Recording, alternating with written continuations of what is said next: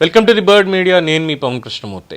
America విధిస్తున్నటువంటి ఆంక్షలకి ప్రపంచ దేశాలన్నీ కూడా భారతదేశం గురించి ఏ విధంగా స్పందిస్తున్నాయో లేదో తెలియదు, కానీ చిరకాల మిత్రుడు, ఎప్పటికీ మిత్రుడుగా ఉండేటువంటి రష్యా మాత్రం చాలా బలంగా బదులిస్తోంది.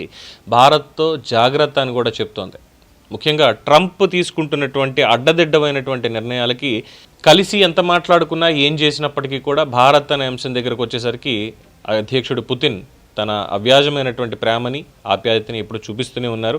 ముందుగా వారికి ధన్యవాదాలు. భారతదేశాన్ని అంత మిత్రత్వంగా చూసుకుంటున్నందుకు మీకు కూడా మా ఆతిథ్యం అలాగే ఉంటుంది, మీ పట్ల మా గౌరవం కూడా అలాగే ఉంటుందని చెప్పడంలో ఏమాత్రం అతిశయోక్తి లేదు. ఎందుకు మళ్ళీ ఈ మాట అనాల్సి వస్తోంది అంటే, పుతిన్ మాట్లాడుతూ ఈ ఇంధనం కొనేటువంటి దగ్గర ముఖ్యంగా ట్రంప్ పెట్టినటువంటి ఆంక్షలు దాని మీదే కదా. రష్యా నుంచి చమురు కొంటున్నారు భారతదేశం ఎక్కువగా, అది కుదరదు, అందుకనే మేము వేస్తున్నాం, రష్యా నుంచి పూర్తిగా డీలింగ్స్ అన్ని వదిలేసుకోవాలి అని చెప్పి అమెరికా మన మీద ఆంక్షలు విధించింది కదా.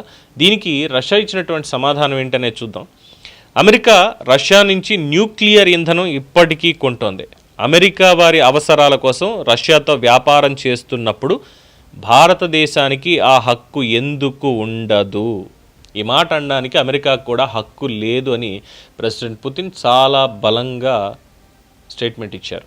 అట్ ద సేమ్ టైం భారత ప్రభుత్వం ఏ నిర్ణయమైనా భారతదేశ ఉపయోగాల గురించి మాత్రమే తీసుకుంటుంది, బయటి ఒత్తిడి వల్ల కాదు అనడానికి నేను చేసినటువంటి వ్యాఖ్యలే నిదర్శనం అని కూడా ఇంకో స్టేట్మెంట్ ఇచ్చారు. భారతదేశం ఒక నిర్ణయం తీసుకుంటోంది అంటే ట్రంప్ ఏం ప్రభావితం చేయట్లేదు దాన్ని. భారత నిర్ణయం తీసుకుంటోంది అంటే అది భారతదేశ ప్రయోజనాల కోసమే తీసుకుంది అని, దౌత్య నీతిని కూడా గమనిస్తోంది, పరిగణలోకి తీసుకుంటోంది అని అర్థం. ఎందుకు ఈ మాట అంటే, మొన్నటిదాకా మాట్లాడారు చూసారా, ఇంకేముంది మోడీ ఆపేశాడు, సింధూర్ని ఆపేశాడు, అసలు పాకిస్తాన్ ఉగ్రవాదులు ఎవరు రాలేదు, మన వాళ్లే వచ్చారు, వచ్చి చంపేశారు అంటూ చిదంబరం లాంటి వాడు చేసినటువంటి వ్యాఖ్యలు, చిదంబరం చేసినటువంటి వ్యాఖ్యలు ఇవి. పహల్గాంలో ఉగ్రవాదులు చేసింది ఇది, వాళ్ళు ఉగ్రవాదులు కాదు, మన వాళ్లే చేశారు దాడంతా, పాకిస్తాన్ నుంచి ఎవరు రాలేదు, అడుగు పెట్టలేదు భారతదేశంలో అన్నటువంటి స్టేట్మెంట్. ఆ తర్వాత it leads to operation Sindoor 2 సార్లు అయింది, ఎలా చూసాం మనం. సర్జికల్ స్ట్రైక్స్ అంతకుముందు చేసాం. ఆపరేషన్ సింధూర్ మొదలైన తర్వాత యుద్ధ వాతావరణం నెలకొంది. దాంతో పాకిస్తాన్కి అకావికలం అయిపోయింది. వాళ్ళ ఎయిర్ బేస్లు అన్నీ కూడా నాశనం చేసాం. అక్కడ కదయింది.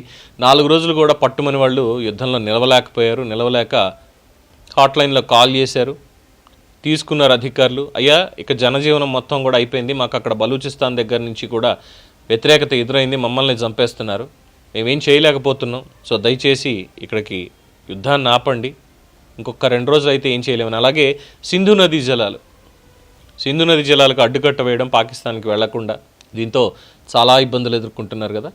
ఇది భారతదేశ ప్రయోజనాల కోసం తీసుకుంది మాత్రమే కాదు, ఆ తర్వాత సరే ఇంకొక 2 రోజులు అయితే మొత్తం అంతా చస్తాడు వాడు, ఎందుకు వచ్చింది అని చెప్పి అంతర్జాతీయ నియమ నిబంధనలు ఇవన్నిటికీ కట్టుబడి, ఐక్యరాజ్యంతో మళ్ళీ సమాధానం చెప్పాలి కాబట్టి దానికి కూడా కట్టుబడి అక్కడికి ఆ యుద్ధాన్ని ఆపారు. ట్రంప్ 10 సార్లు ఫోన్ చేసి నేనే ఆపాను మొత్తుకున్నప్పటికీ కూడా ట్రంప్ చెప్పాడు కాబట్టి ఆగలేదు. అక్కడ మన నిర్ణయం తీసుకున్నాం, మనం ఆగామంతే. మళ్ళీ తోకసాడిస్తే ఇప్పుడు అసీం మునీర్ త్రివిధ దళాధిపతి అయ్యాడు పాకిస్తాన్కి, రేపన్న రోజు ఏదో తలతిక్క డెసిషన్ తీసుకుంటాడు. ఈసారి వాడు తీసుకునేటువంటి డెసిషన్ కాస్ట్ ఎలా ఉంటుందో తెలుసా? ఏదో ప్రపంచ పట్టణంలో పాకిస్తాన్ అనేది కనిపించదు, లేదు పాకిస్తాన్లో ఉన్నటువంటి మన హిందువులందరూ కూడా భారతదేశానికి వచ్చేస్తారు. Second thing, Pakistan occupied Kashmir మన చేతికి వచ్చేస్తుంది కంప్లీట్గా. చైనాకి చెక్ పెడతాం, ఆ కారిడార్ అనేది నడవదు అక్కడ. ఆ తర్వాత బలూచిస్తాన్ ప్రత్యేక దేశంగా మళ్ళీ అది ఆవిర్భవిస్తుంది. ఇన్ని జరుగుతాయి. పాకిస్తాన్ దాన్ని మోసుకొస్తున్నటువంటి ఎవరున్నా కానీ అందరూ తట్టాబుట్టా సర్దుకోవడమే. దీనికి మళ్ళీ ఖచ్చితంగా రష్యా 100% సపోర్ట్ ఉంటుంది, అమెరికా వ్యాపారం చేసుకుంటుంది. సో అమెరికాకు హక్కు లేదు, రష్యాతోటి భారత్ డీలింగ్ పెట్టుకోవడానికి వీలు లేదు అనేటువంటి హక్కు ఖచ్చితంగా అమెరికాకి లేదనేది రష్యా అధ్యక్షుడు పుతిన్ స్టేట్మెంట్. దీని మీద మీ అభిప్రాయాన్ని కామెంట్స్ రూపంలో తెలియజేయండి. చూస్తూనే ఉండండి ది బర్డ్ మీడియా.